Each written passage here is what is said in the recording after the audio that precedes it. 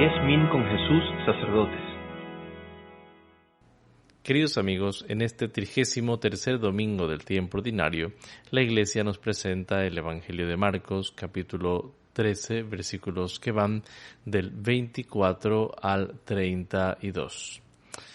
Para comprender este pasaje es necesario recordar en qué lugar, en qué parte del Evangelio se encuentra. Recordemos que en el capítulo 11 Jesús ha llegado a Jerusalén. Durante el capítulo 11 y el capítulo 12 ha llevado a cabo su enseñanza en el templo. Ahora, en el capítulo 13, tiene lugar lo que se llama el discurso escatológico de nuestro Señor, que se da en dos partes. La primera parte muy breve, exactamente al salir del templo, Marcos 13:1, le dice a uno de sus discípulos: «Mira, maestro, qué piedras y qué edificios», admirando justamente la belleza física del templo. Y Jesús le responde: «¿Ves estas grandes construcciones? No quedará de ello piedra sobre piedra sin que sea destruido». Es decir, el discurso escatológico inicia cuando Jesús da a conocer que en un futuro el templo y la ciudad santa, como la conocemos, será destruida. Se refiere, pues, a aquellos eventos que van a llevar al fin de la ciudad santa y de su dominio, de su importancia en el año 70 después de Cristo. Se trata, pues, de una predicción de la destrucción de Jerusalén y en concreto de la destrucción del templo.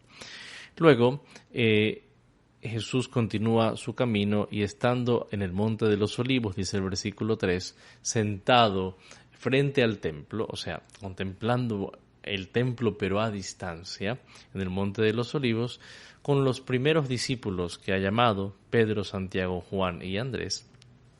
En este contexto, estos discípulos le preguntan acerca de lo que ha dicho y él continúa dando el discurso escatológico, que hace comprender las últimas cosas que van a suceder. Nosotros leemos una sección de este discurso, prácticamente la sección final, a partir del versículo 24. Teniendo este contexto, podemos ya entrar propiamente en nuestro texto. En aquellos días, después de aquella gran tribulación, el sol se oscurecerá y la luna no dará su resplandor, y las estrellas caerán del cielo y las potestades de los cielos se conmoverán. Se trata de unas referencias cosmológicas inmensas al fin de la cielo y la tierra como les conocemos. Para entender esto es necesario comprender la referencia al inicio de la creación, al libro del Génesis, en el capítulo 1.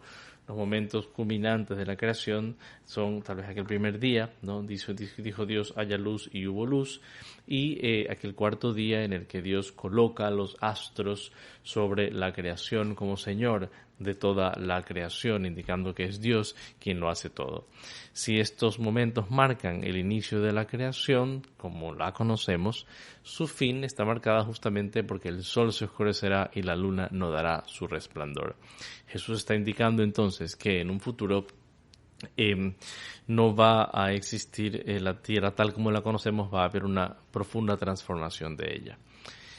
Pero el centro del mensaje de este pasaje viene dado en el versículo 26. Entonces verán al Hijo del Hombre que viene sobre las nubes con gran poder y gloria.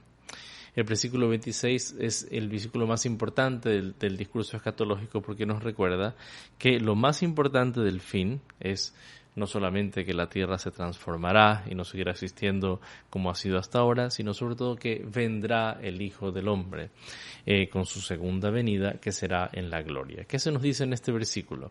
Entonces verán, opsontai, ¿no? Este verbo, el verbo orao conjugado al futuro. Verán al Hijo del Hombre que viene sobre las nubes con fuerza, con gran poder y gloria. Sabemos bien que este pasaje es un recuerdo, una mención de aquel pasaje mesiánico del profeta Daniel en el capítulo 7, donde se ve al Hijo del Hombre que viene sobre las nubes del cielo y se pone delante del anciano de los días, al cual se le da el honor, el poder y el reino, ¿no? Entonces, la consumación de la historia está dada no solamente por eventos que suceden, no porque hay cataclismas y desastres naturales o transformaciones naturales en la historia. Eso va a suceder, pero no es lo más importante. Lo más importante es que va a venir el Hijo del Hombre. Ese es el capítulo decisivo de la historia. Nosotros nos movemos en este tiempo en el cual el reino de Dios ha sido ya inaugurado por el misterio pascual de Jesús, por su pasión, muerte y su resurrección gloriosa que lo hace vivir entre nosotros, pero debe venir en un segundo momento con toda su gloria, ya no en relación al pecado, sino en relación al juicio, para consumar la historia tal como la conocemos. Por eso se dice que vendrá en poder y gloria, ¿verdad? Si la primera vez vino solamente bajo el signo de la humildad, en su segunda vez viene con su carne gloriosa y resucitada en la gloria. Y una parte fundamental de ese momento, de esa venida, es sin duda el juicio universal, que en San Marcos se llama, se explica brevemente, se alude a él brevemente con el pasaje de Marcos 13:27. Entonces se enviará a los ángeles y reunirá a sus elegidos desde los cuatro vientos, desde el extremo de la tierra hasta el extremo del cielo. Entonces, en el momento esencial, después de la venida de nuestro Señor, tiene lugar este juicio donde los ángeles llaman, convocan a todos los elegidos, ¿verdad? De los cuatro vientos. Es decir, trata efectivamente del juicio donde todos aquellos comparecen delante del Señor, aquel juicio universal que es escrito, o mejor dicho, representado con mayor digamos así, amplitud en el Evangelio de Mateo. Aquí se alude brevemente a él, pero mostrando los elementos principales. La venida del Hijo del Hombre es seguida por el juicio. Y luego se hace mención a la higuera. Aprendan de la higuera esta parábola. Cuando sus ramas ya están tiernas y brotan las hojas, saben que está cerca el verano. Así también ustedes, cuando vean que suceden estas cosas, saben que el fin es inminente, que está a las puertas. La higuera es el último de los árboles en dar hojas en su ciclo anual. Por lo tanto, la alusión a la higuera podría indicar que si bien se demora el momento del ciclo de la higuera, es algo que va a suceder. Y cuando sucede, pues sabemos que ya el verano se está acercando, que la primavera está terminando. Por lo tanto, sabemos que la venida de nuestro Señor puede causar un poco de conmoción o de desesperanza por cuanto tarde, pero es algo que va a suceder ciertamente, por eso esa esperanza no se debe perder nunca.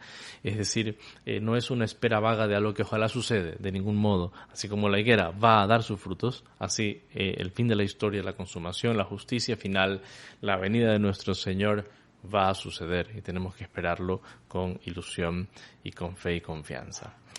A continuación se dan estos tres versículos que a simple vista podrían parecer contradictorios, pero en realidad no lo son. Versículo 30. En verdad les digo que no pasará esta generación sin que todo esto se cumpla.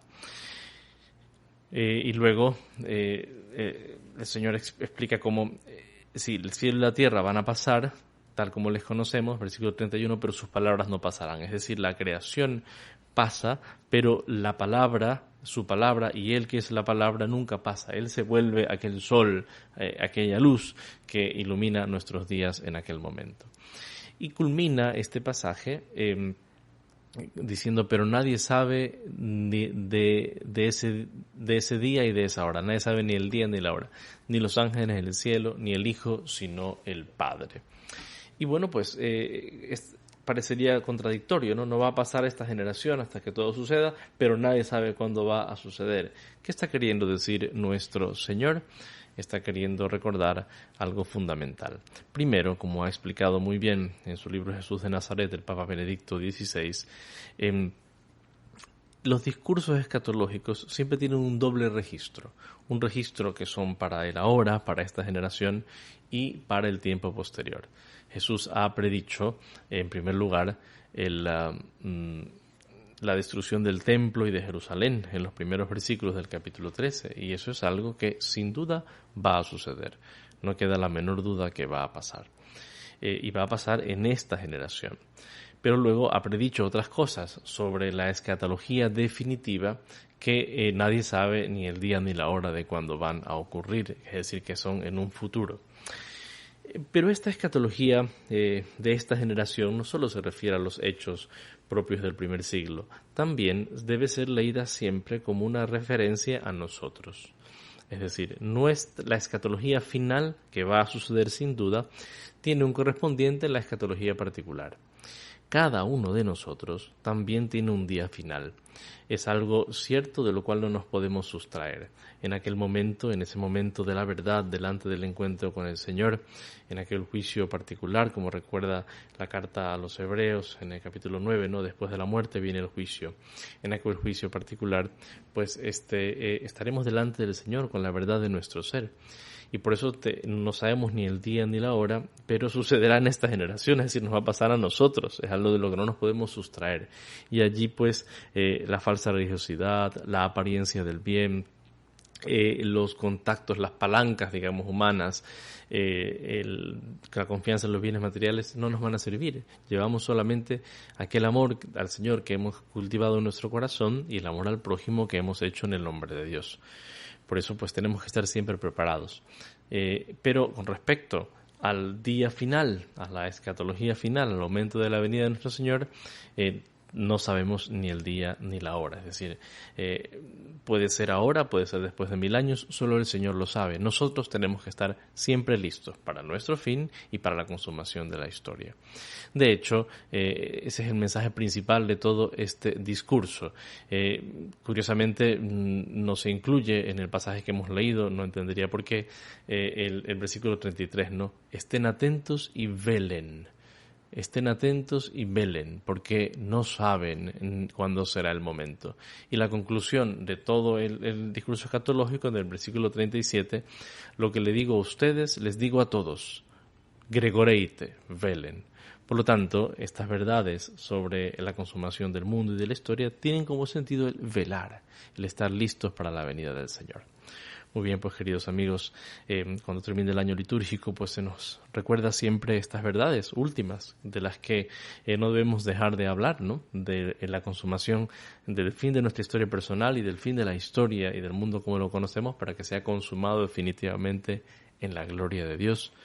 Pidámosle al Señor la sabiduría para anunciar estas verdades llenas de esperanza y para pues invitar a todos los fieles y a nosotros mismos a estar listos y preparados siempre para el encuentro con el buen Dios. Que Dios los bendiga.